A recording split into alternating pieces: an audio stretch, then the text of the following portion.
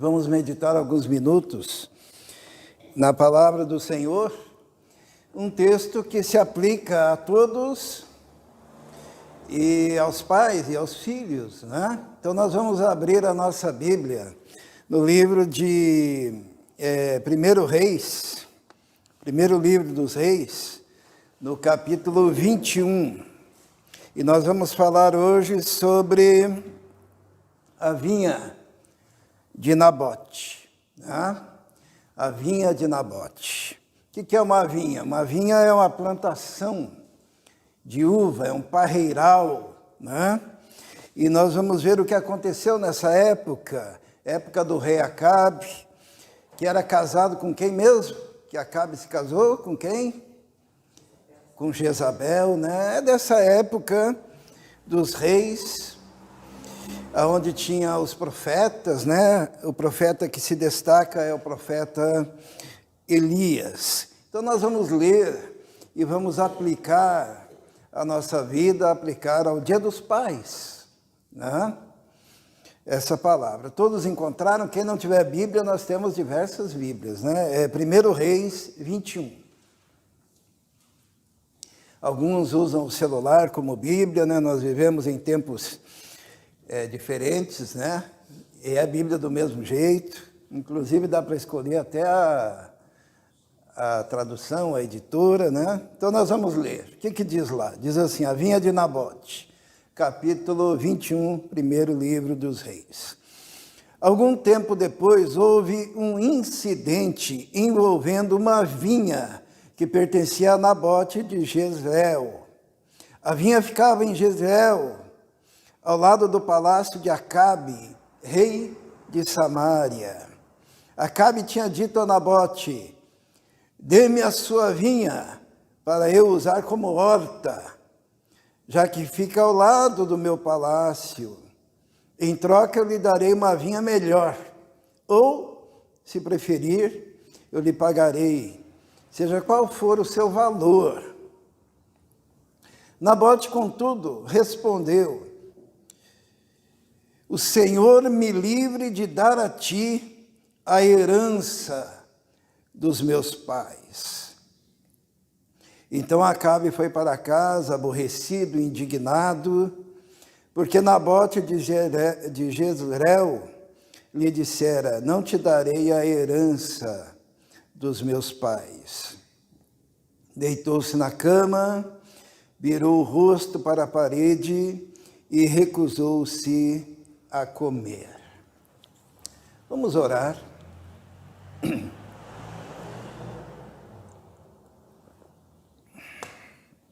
Senhor, pedimos agora que o Senhor nos abençoe, que o seu Espírito esteja operando, ó Deus, em nós, que possamos compreender a tua palavra, que a tua palavra seja aplicada pelo Senhor mesmo às nossas necessidades. Nós te pedimos isso, em nome de Jesus. Amém. Então, Nabote tinha uma vinha. Essa vinha era uma herança dos seus pais, né? Quando a minha mãe conta como que foi duro ela conseguir uma casa, né? E quando a gente ouve a história do pastor Brasil, da irmã Irene, como foi difícil conseguir, né, o que hoje eles têm, algumas coisas. E quando a gente percebe a batalha, né, que nós mesmos enfrentamos para deixar alguma coisa para os nossos filhos, uma herança, eu fico pensando no coração de Nabote, quando Acabe chega para ele e diz assim: olha, a sua vinha fica do lado do meu palácio, então me dê a sua vinha para que eu faça dela uma horta para mim. Uma vinha transformada numa horta. E Acabe diz: olha, eu te darei uma vinha melhor do que essa. E mais do que isso, eu pago o preço que for necessário pela sua vinha. E Nabote falou, que é muito bonita essa frase, ele disse assim: o Senhor me livre de dar a ti a herança dos meus pais. o Senhor me livre de dar a Ti a herança dos meus pais. Sabe que a herança dos nossos pais é muito mais do que uma casa, do que um carro, do que uma fazenda.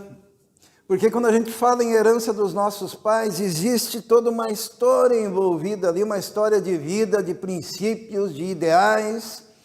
Eu creio que a maior herança que nós deixamos para os nossos filhos, alguns dizem assim que é a educação, é a universidade, é a faculdade, mas a maior herança que nós deixamos para os nossos filhos é a fé, é o conhecimento da palavra de Deus, é o conhecimento do próprio Deus, é a intimidade com o Espírito Santo, é quando nós ensinamos os nossos filhos a orar e dizemos a eles que orar não é só falar, que orar existe algo muito mais profundo, que flui do coração, é algo a ser aprendido, é algo que não é apenas abrir a boca na igreja ou no quarto, mas é algo que está relacionado a uma intimidade que se cultiva durante a vida toda, e que sem oração é morte, sem oração é distanciamento de Deus, sem oração é derrota, é não conseguir os propósitos que Deus planejou para a vida. E esses princípios vão sendo impregnados no coração, o temor diante da palavra do Senhor, o temor na presença do Senhor, o temor na ida à igreja para adorar a Deus, e a gente vai passando esses princípios, a gente vai passando esses ideais, e a maior herança que nós podemos deixar é a fé, é a confiança no Deus Todo-Poderoso, com toda certeza.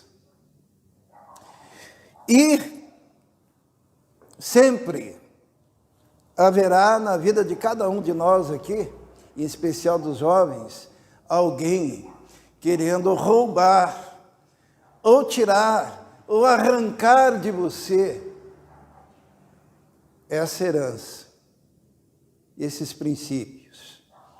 Eu estava conversando esses dias com o pastor Lutonda, e ele me contou a história de uma senhora, já de idade, e ela morava sozinha perto da casa dele, e o filho dela, preocupado com ela, ele chegou e disse: olha, mãe, você não vai morar mais na sua casa. Ela morava naquela casa há 50 anos, não vai mais morar aí, o caminhão vai chegar e vai pegar as suas coisas. E ele parou lá com o caminhão, e aquela mulher triste, porque estava deixando o seu passado ali, estava deixando a sua história, estava deixando as suas lembranças, ela empacotou as suas coisas, e na medida que aquelas coisas eram levadas até aquele caminhão, aquele filho olhava e dizia: ah, isso daqui não vale nada. Jogava no lixo as coisas da sua mãe.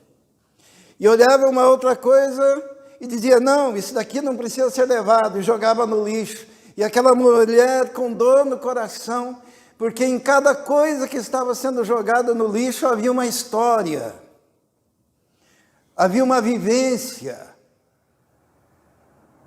A minha mãe, ela tem um pirex que ela pega arroz. Esse pirexzinho assim pequenininho, já está até amarelado, embora, lógico, limpinho.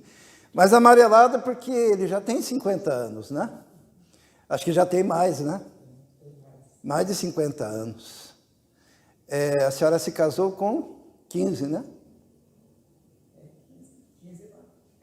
Mais ou menos 15 anos. Então, 15 para 84 dá quanto? Oi?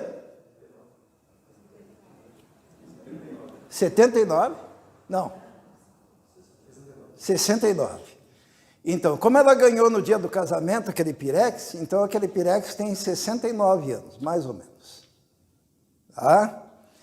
E eu poderia chegar lá e dizer assim: mãe, que velharia, está até amarelo. Ah, isso daqui não presta. E jogar no lixo. O que eu estaria jogando no lixo? Uma história, uma lembrança, algo precioso, algo que tem muito mais valor do que o elemento em si, mas tem um valor emocional, tem um valor sentimental, tem um valor relacionado ao coração. Eu fico pensando que o Nabote, quando falou assim para Acabe, longe de mim esteja dar a você a herança dos meus pais, ele estava pensando em toda uma história. Ainda mais o simbolismo de uma vinha, porque o próprio Israel era simbolizado por uma vinha, a vinha do Senhor. Mas uma coisa eu quero dizer, que existe uma herança preciosa, a herança do convívio, a herança do aprendizado, a herança de uma caminhada indo pescar com o pai, com a mãe, uma herança dos diálogos, uma herança do amor, uma herança da vivência. E essa herança está em cada lembrança, em cada cômodo, em cada construção especial que se fez pensando num filho. Só que, quando nós crescemos e vamos para esse mundo, o próprio mundo quer nos roubar essa herança. E isso aparece de algumas maneiras na vida da gente. Nós vamos ver isso. A primeira coisa que aparece, vamos pensar em termos dos personagens que tentaram roubar a herança de Nabote. O primeiro que aparece ali, vamos ler, está no versículo 1. Algum tempo depois houve um incidente envolvendo uma vinha que pertencia a Nabote de Jezreel. A vinha ficava em Jezreel, ao lado do palácio de Acabe, rei de Samaria. Acabe tinha dito a Nabote, dê-me a sua vinha, eu quero usar como horta. Em troca eu lhe darei uma vinha melhor, ou se preferir, lhe pagarei, seja qual for o seu valor. Acabe aqui, ele simboliza o materialismo, o pragmatismo. O que ele disse? Olha, é o seguinte, me dê essa vinha porque ela fica do lado do meu palácio, eu vou fazer uma horta. E outra coisa, eu te pago, eu te dou dinheiro. Né? Isso é porque vai ficar melhor. Para mim, seja pragmático. Você vai lucrar com isso. E o mundo, o inferno, o diabo, os demônios, todos virão em algum momento para você, em relação à sua herança, em relação à herança dos seus pais, e vão querer negociar contigo, te dizendo que aquilo que ele está oferecendo para você é melhor do que tudo aquilo que veio como princípio, como herança, como ensinamento lá da sua casa, da casa dos seus pais. Isso acontece toda hora. Esqueça isso. Eu vou te dar algo melhor. Eu vou te dar algo mais valioso. Seja inteligente. Pode negociar. Porque se tem uma coisa que os discípulos de Acabe não sabem, é a diferença entre valor e preço. Qual a diferença entre valor e preço? Tem coisas que têm muito valor, mas que não têm preço. A comunhão que você tem com a sua família, a sua história de vida na igreja, a sua história de vida com Deus, os princípios que foram impregnados no seu coração e na sua vida, em toda a sua existência, se fundamentados na palavra de Deus, eles têm valor, mas eles não têm preço. Acabe, o materialista, ele achava que tudo tinha um preço. E você, jovem, filho, uma das primeiras tentações quando você sair para as universidades da vida, será dizer que os teus valores são relativos.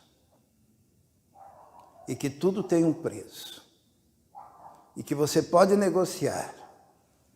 Porque o mundo vai lhe oferecer algo melhor do que aquilo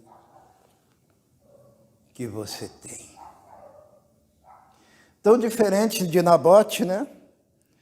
Nabote, Acabe representava o materialismo, o pragmatismo, o racionalismo. Nabote representa o idealismo cristão, né? Aquela simplicidade e pureza. O cara quer me dar 10 vezes mais por aquilo que é herança dos meus pais, porém eu não negocio princípios, eu não negocio valores, eu não negocio a minha história. Longe de mim esteja dar a você a herança dos meus pais. Qual é a herança?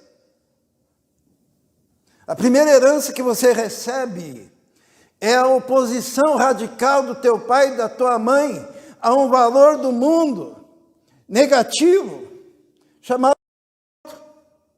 Por que esse é o primeiro valor que você recebe em casa, desde que você nasce?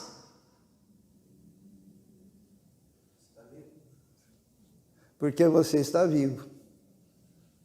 Você poderia nem ter nascido. Eu fico abismado, as pessoas que lutam em favor do outro, estão todas vivas, né? Porque não foram.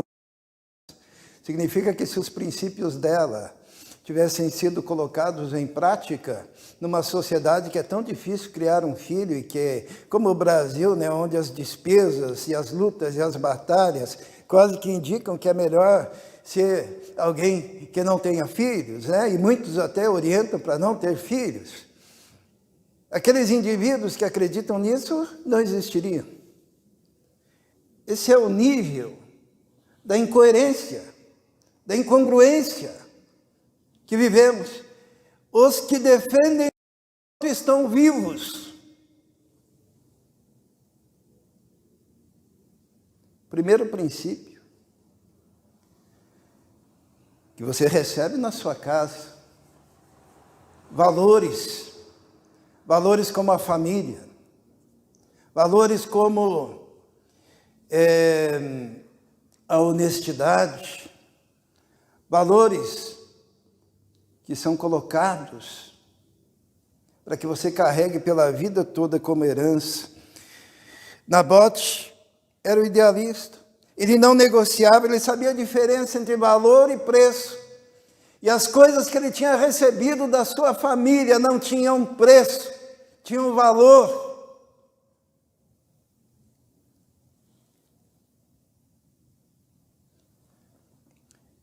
E olha que bonito, eu fico vendo isso daqui no lábio dos nossos filhos, né?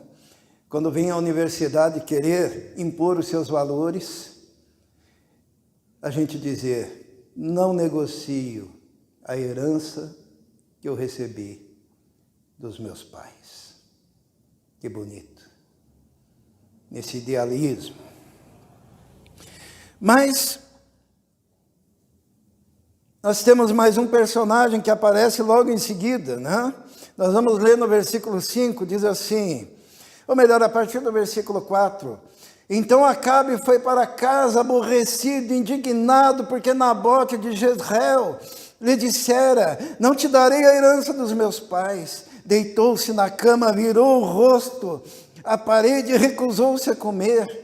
Sua mulher Jezabel entrou e lhe perguntou, por que você está tão aborrecido? Por que não come?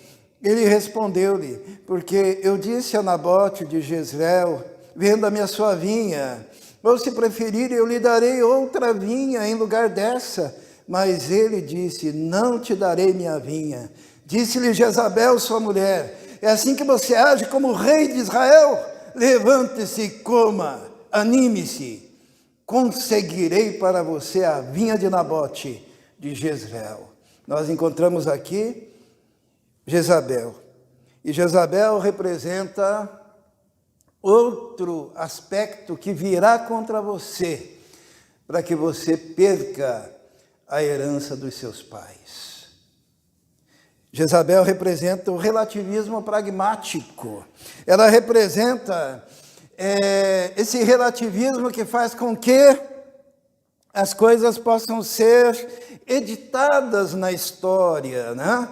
Porque a Jezabel, o que ela faz? Ela diz assim: por que você, sendo rei, está aí triste e não come? Come, se levanta, porque eu vou conseguir para você, porque eu tenho método, eu tenho jeito, eu tenho a maneira.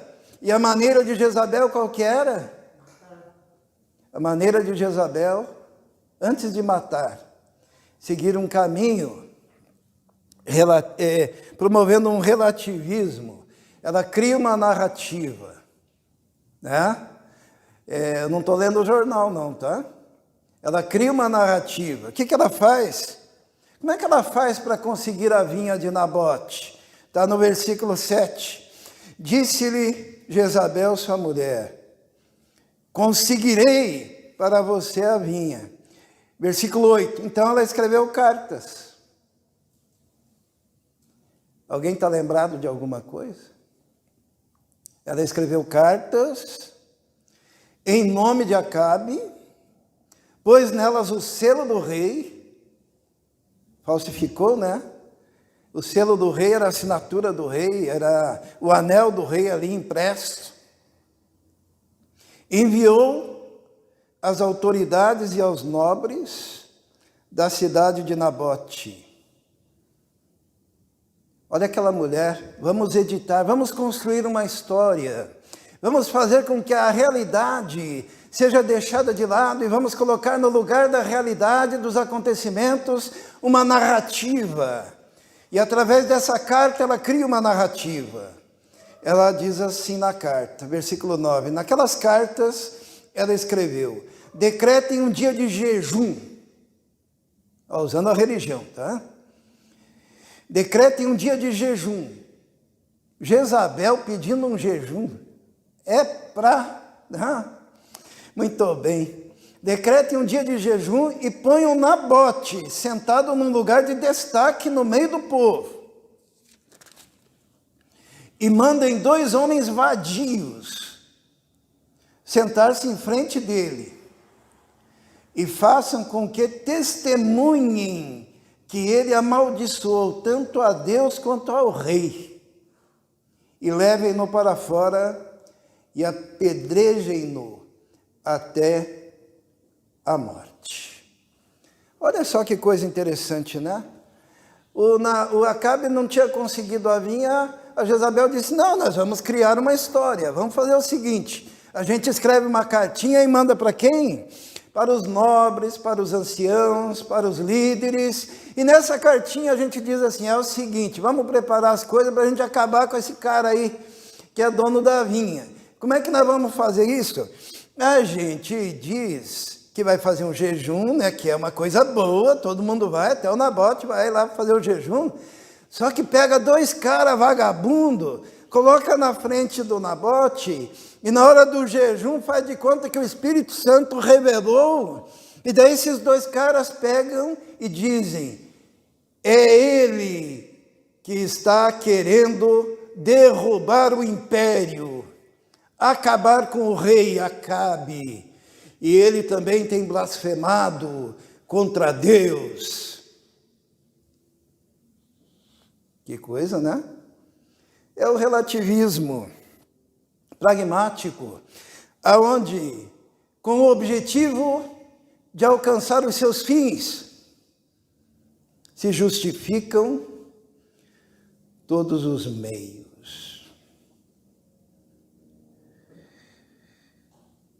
A herança dos nossos pais está sob risco quando nos deparamos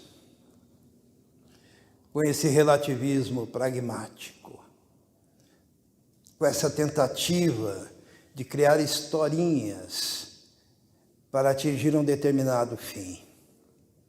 E diz a palavra de Deus no versículo 11, as autoridades e os nobres da cidade de Nabote fizeram conforme Jezabel os orientava nas cartas que eles tinham escrito.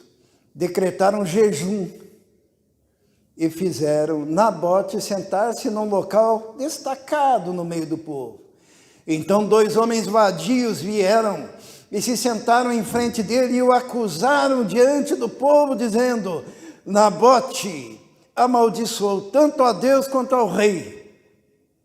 Por isso o levaram para fora da cidade e o apedrejaram até a morte. A batalha para acabar com os nossos valores, a batalha para destruir a nossa herança, ela é cruel, ela é terrível. Nabote foi apedrejado, tornando-se um mártir da sua própria honestidade e correção diante de Deus. E eu quero dizer que hoje você está sentado aí numa cadeira e nós estamos aqui abrindo a Bíblia porque diversos Nabotes ao longo da história foram apedrejados. A começar por Estevão, lá no livro de Atos. A passar por todos os apóstolos que morreram martirizados, menos João. E durante toda a história, quantos foram queimados, quantos foram cerrados, quantos foram perseguidos, quantos foram separados dos próprios filhos, quantos perderam os seus bens, quantos perderam tudo que tinha nesse mundo em defesa da nossa herança. Nossa herança, palavra de Deus. Nossa herança, os valores cristãos. Nossa herança, os valores éticos e morais. Nossa herança, o senso e o sentido de que existe uma verdade. Nossa herança, a ideia de que a história não pode ser manipulada ao bel prazer dos poderosos. A nossa herança, que vem lá dos nossos pais.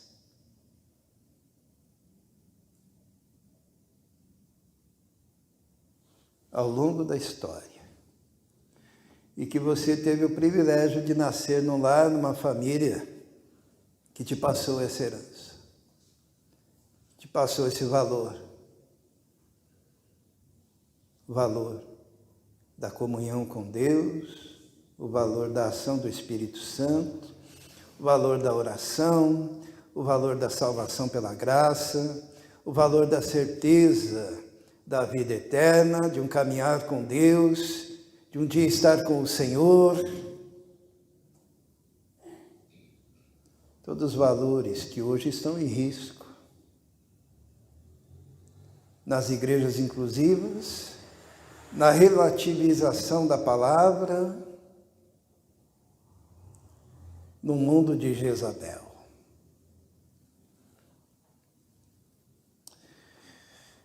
A Bíblia diz que Nabote, então, foi apedrejado, não é? Sendo acusado de que havia amaldiçoado tanto a Deus quanto ao rei. Como os discípulos de Jezabel se utilizam de mentiras, né?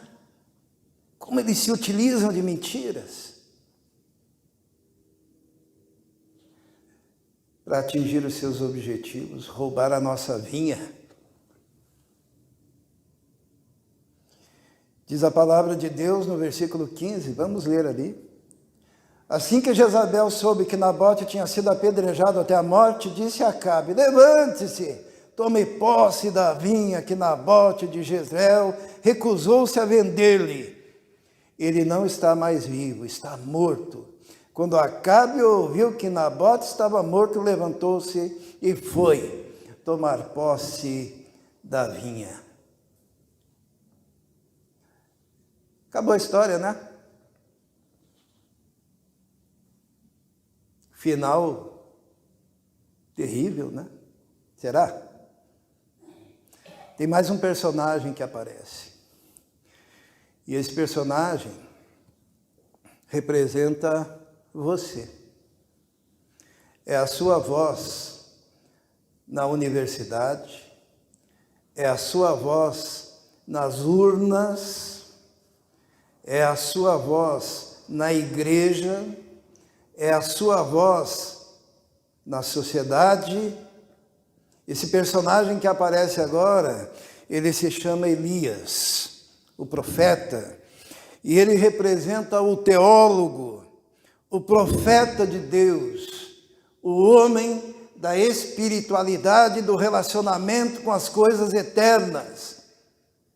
É você que conhece a palavra de Deus num mundo de Acabe, de Jezabel, de homens vadios e mentirosos, de líderes que se mancomunam para editar a história dos homens, a história do Brasil, né? Trazendo para perto de nós, mas que não vencerão porque existem homens como Elias. Diz a palavra de Deus a partir do versículo 17. Então a palavra do Senhor veio ao tesbita, Elias. Talvez você pense assim, mas quem é você, né, para diante de tantos desmandos e tanta batalha para se manter princípios? Quem é você? Você é só um, né? Mas Elias aqui faz questão o autor de escrever que ele é o tesbita. Sabe o que é o tesbita? É porque ele nasceu em Tesbe. Sabe onde é Tesbe? É lá onde o Judas perdeu as botas. É aquele vilarejo desconhecido. É aquele vilarejo que não aparece no mapa. É aquele vilarejo que todo mundo diz assim, nossa, que beco, que buraco. E daquele buraco aparece um homem de Deus que tinha relacionamento com Deus. E Deus fala para ele, vai encontrar-se com Acabe, rei de Israel, que reina em Samaria. Agora ele está na vinha de Nabote para tomar posse dela. Diga-lhe que assim diz o Senhor, você assassinou um homem e ainda se apossou da sua propriedade? Acrescente, assim diz o Senhor, no local onde os cães lamberam o sangue de Nabote, lamberão também o seu sangue. Isso mesmo, o seu sangue. Nós temos um Deus que está de olho na história, que fala com a igreja, para a igreja se posicionar, e que tem a palavra para a sua época, para o seu povo, para as suas circunstâncias, para aquele momento que está vivendo. Acabe disse a Elias, então você me encontrou, meu inimigo? Eu o encontrei, ele respondeu, porque você se vendeu para fazer o que o Senhor reprova. Você se vendeu. Estão querendo a herança dos teus pais. Estão querendo roubar os teus valores. Estão querendo comprar os teus valores. Estão querendo te comprar. Acabe, diz o Senhor, se vendeu. E hoje, no Dia dos Pais, eu queria dizer para você que diante desse mundo tenebroso, esse mundo de principados e potestades, este mundo de Acabes e de Jezabéis, não se venda. Nem que te digam, vou te dar algo mais precioso. É mentira. Nem que mintam a seu respeito. Diga não. Porque no final só vai permanecer aquilo que é eterno. Quais as coisas que a Bíblia diz que são eternas e que não tem jeito? Vão perdurar para sempre. Os irmãos sabem? O apóstolo Paulo fala, né? Quais são as coisas eternas? A fé a esperança e o amor. O resto se acaba. Não vale a pena você vender aquilo que é eterno para usufruir por um pouco aquilo que é passageiro neste mundo. Se apegue à herança dos teus pais. Vamos orar. Senhor, muito obrigado porque nós somos oriundos de um povo, de uma história maravilhosa da tua graça, da tua manifestação e do teu poder. E se hoje estamos aqui é porque muitos, ó Deus, muitos deram a própria vida por causa da tua palavra. Se hoje estamos aqui e temos famílias estruturadas neste lugar, é porque os valores não foram negociados em nenhum momento. E permita, ó Deus, que os nossos filhos também jamais negociem os valores eternos. Que nunca se vendam, ó Deus, por aquilo que é fugaz. Nós te pedimos isso, em nome de Jesus. Amém.